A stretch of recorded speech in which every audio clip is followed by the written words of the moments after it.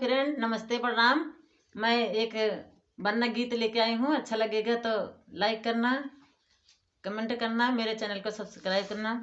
अपने मड़ाउना से बोले दूल्हा हे रामा, सुनो दुल्हनिया राज हमार जी। अपने मड़ाउना से बोले दूल्हा हे रामा, सुनो दुल्हनिया राज हमार जी। अंधार बाटियों की बाहर दुल्हनी पकड़ो माउरावा के झोप जी। अंधार बाटियों की बाहर दुल्हनी पकड़ो माउरावा के झोप जी। कैसे का पकड़ो प्रभु मौरे के झोपवा, द्वारे पया जा है ठाड़ जी। कैसे का पकड़ो प्रभु मौरे के झोपवा,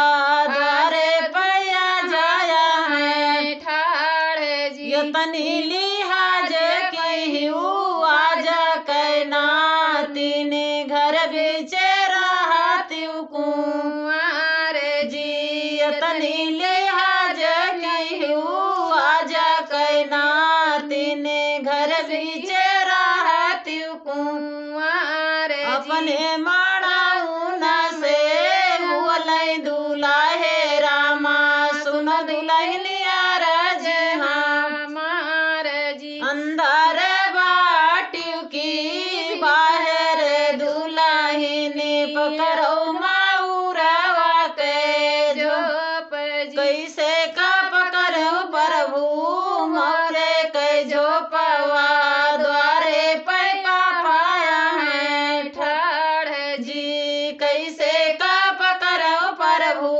मौरे के झोपवा, द्वारे पे पाया है ठाड़ जी। अंदर बाटियों की बाहर दुल्हनी पकड़ो माउरावा के झोप।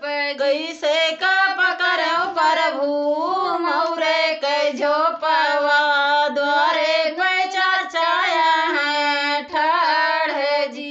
कैसे का पकड़ो प्रभु मौरे के झोपवा, द्वारे पे चाचाया है ठाड़।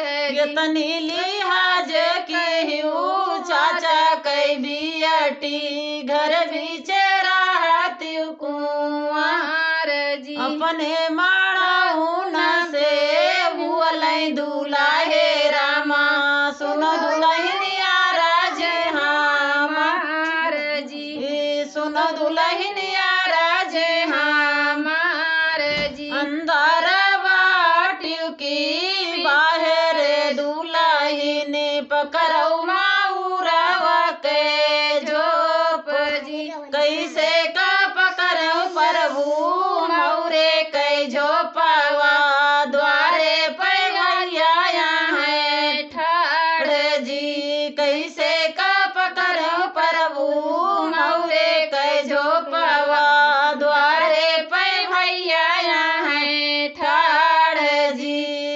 अपने मड़ाउना से यतनी लिहाज की भैया के बहिनी घर बीचे रहती कुंवर जी। यतनी लिहाज की भैया के बहिनी घर बीचे रहती कुंवर।